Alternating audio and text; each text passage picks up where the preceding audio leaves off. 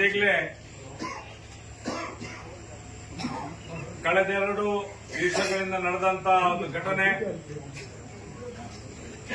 ಇಡೀ ರಾಜ್ಯ ರಾಷ್ಟ್ರ ತಲೆ ತಗ್ಗಿಸುವಂತ ಕೆಲಸ. ಯಾವುದೇ ಅಪರಾಧವನ್ನು ಮಾಡದೆ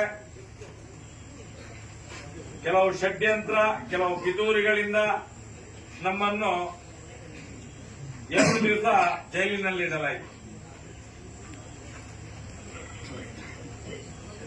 ವಸುದೇವ ಯಸುದನ ಮಗನೇ ಹುಟ್ಟಿದ್ದು ಜೈಲಲ್ಲಿ, ಶ್ರೀಕೃಷ್ಣ ಪರಮಾತ್ಮ. ಅಲ್ಲಿಗೆ ಹೋಗಿ ಬಂದದ್ದು ನಮ್ಗೇನು ನೋವು ಅನ್ಸಲಿಲ್ಲ. ಯಾಕಂತ ಹೇಳಿದ್ರೆ ಇವತ್ತು ಶ್ರೀಕೃಷ್ಣ ಪರಮಾತ್ಮ ಹೊರಗೆ ಬಂದಾಗಿದೆ. ಮುಂದಿನ ದಿನಗಳಲ್ಲಿ ದುಷ್ಟರ ಸಂಹಾರ ಖಂಡಿತವಾಗಿ ನಡೆಯಿದೆ.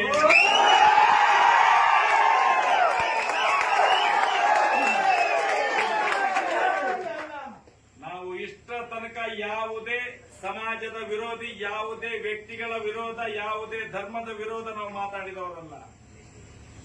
ಬರೇ ಧರ್ಮಸ್ಥಳ ಗ್ರಾಮದಲ್ಲಿ ನಡೆದಂತ ಅತ್ಯಾಚಾರಿಗಳ ದಮನ ಆಗಬೇಕು, ಆ ಅತ್ಯಾಚಾರಿಗಳು ಯಾರು ಅನ್ನುವಂಥದ್ದು ತಿಳಿಬೇಕು ಅನ್ನುವಂಥ ದೃಷ್ಟಿಯಿಂದ ಹೋರಾಟ ಮಾಡ್ಕೊಂಡು ಬಂದಿದ್ದೇವೆ. ಇವತ್ತು ರಾಜಕೀಯದವರ ಕೈಯಾಳುಗಳಾಗಿ, ಅತ್ಯಾಚಾರಿಗಳ ಕೈಯಾಳುಗಳು ರಾಜಕೀಯದವರಾಗಿ ಇವತ್ತು ಇಡೀ ಇಲಾಖೆ ವ್ಯವಸ್ಥೆಯನ್ನು ಪೊಲೀಸ್ನವರು ನಿನ್ನೆಯಿಂದ ಎಷ್ಟು ಶ್ರಮ ಪಡ್ತಾ ಇದ್ದಾರೆ. ನಮಗೆ ಯಾವುದೇ ರೀತಿಯ ಧಕ್ಕೆಯಾಗದೆ ಸಮಾಜದ ಮುಂದೆ ಮೈಶಕ್ತಿ ತಂದು ನಿಲ್ಲಿಸಬೇಕು ಅನ್ನುವಂತ ಒಂದು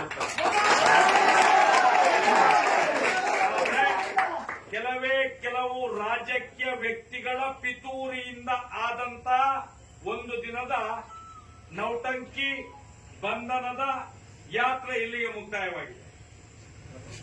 ಬೇಜಾರಾಗೋದು ನಾವು ಮುಂದಿನ ದಿನಗಳಲ್ಲಿ ಉತ್ತರ ಕೊಡ್ತೇವೆ. ನಾನು ಈ ಹೊತ್ತಿನಲ್ಲಿ ಏನಂತ ಹೇಳಿದ್ರೆ ಇಡೀ ದೇಶವೇ ತಲ್ಲಣಗೊಂಡಿದೆ. ಈ ವಿಚಾರವನ್ನು ಎಲ್ಲೆಲ್ಲೋ ಕೊಂಡೋಗಿ ಏನೇನೋ ಉದ್ರಿಕ್ತವಾಗಿ ಜನಗಳು ಏನೇನೋ ಮಾಡ್ಕೊಳ್ತಾರೆ. ಯಾಕಂತ ಹೇಳಿದ್ರೆ ಇವತ್ತು SIT ತನಿಖೆ ಆಗ್ತಾ ಇದೆ. ಅತ್ಯಾಚಾರಿಗಳು ಯಾರು, ಸಣ್ಣ ಸಣ್ಣ ಹೆಣ್ಮಕ್ಳನ್ನು ಬ್ರೂಟಲ್ ರೇಪ್ ಮಾಡಿದವರು ಯಾರು, ತನಿಖೆ ನಡೀತಾ ಇದೆ. SIT ಅನ್ನು ನಿಲ್ಲಿಸಕ್ಕೋಸ್ಕರ ಈ ಒಂದು ಕೆಲಸ ಷಡ್ಯಂತ್ರ ನಡೀತಾ ಇದೆ. ಅದಕ್ಕೋಸ್ಕರ ನಮ್ಮ ಯಾವುದೇ ಕಾರ್ಯಕರ್ತರು ಕಿಂಚಿತ್ತು ಎದೆಗುಂದದೆ ಮುಂದಿನ ದಿನಗಳಲ್ಲಿ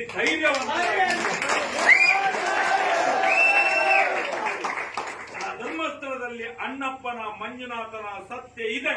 ನಾವು ನಂಬುವಂತ ಎಲ್ಲರ ಮನೆಗಳೆಲ್ಲ ಸತ್ಯ ದೇವತೆಗಳಿದ್ದಾರೆ ಅನ್ನುವಂಥದ್ದನ್ನು ತಿಳ್ಕೊಂಡು ಯಾವುದೇ ರೀತಿಯಲ್ಲಿ ಯಾವನೇ ಇರಲಿ ಅತ್ಯಾಚಾರಿಗಳ ಪರ ಇರುವಂತವರು ಯಾವುದೇ ರೀತಿಯಲ್ಲಿ ಉತ್ತರ ಕೊಡ್ಲಿ, ನಾವು ಅದಕ್ಕೆ ತಿರುಗೇಟುಕೊಳ್ಳಿಕ್ಕಿಲ್ಲ. ನ್ಯಾಯ ಸಿಗುವ ತನಕ ನಾವು ಸುಮ್ಮನೆ ಇರಬೇಕು. ಜಾಸ್ತಿ ದಿನ ಇಲ್ಲ ಇನ್ನು.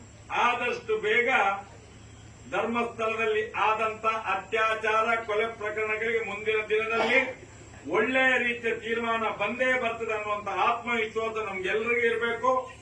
ಇವತ್ತು ಇಲ್ಲಿಂದಲೇ ತಾವೆಲ್ಲ ನಿರ್ಮಾಣ ಮಾಡಬೇಕು. ಯಾಕಂತ ಹೇಳಿದ್ರೆ ನಿನ್ನೆಯಿಂದ ಆದಂತ ಕೆಲವು ಬೆಳವಣಿಗೆಗಳು ಮುಂದೆ ಬೇರೆ ಯಾವುದೋ ರೀತಿ ದಿಕ್ಕನ್ನು ಪಡ್ಕೊಳ್ಳೋದು ಬೇಡ ಅನ್ನುವಂಥ ದೃಷ್ಟಿಯಿಂದ ನಿಮ್ಗೆಲ್ಲರಿಗೂ ವಂದಿಸುತ್ತಾ ಇಲ್ಲಿ ತನಕ ಒಳ್ಳೆಯ ಒಂದು ವಿಷಯ ಅಂತ ಹೇಳಿದ್ರೆ ಸೌಜನ್ಯನ ಹೋರಾಟವನ್ನು ಯಾವಾಗ ಯಾವ ಪಿತೂರಿ ನಡೆಸಿ ಷಡ್ಯಂತ್ರ ನಡೆಸಿ ಅದನ್ನು ಮುಚ್ಚಿಸಲಿಕ್ಕೆ ಯಾರ್ಯಾರು ಶ್ರಮ ಪಡ್ತಾರೋ ಅವರಿಗೆ ನಿಜವಾಗ್ಲಿ ಮಂಗಳಾರತಿ ಆಗಿರುತ್ತೆ. ಇಷ್ಟು ತನಕ ಇವತ್ತು ಏನಾಗಿದೆ ಅಂತ ಹೇಳಿದ್ರೆ ಉಡುಪಿ ಜಿಲ್ಲೆಯ ಇಡೀ ವಕೀಲರ ಒಂದು ಸಂಘ ಪೂರ್ತಿ ನಮ್ಮ ಜೊತೆ ಇದ್ದು, ಇಡೀ ವಕೀಲರ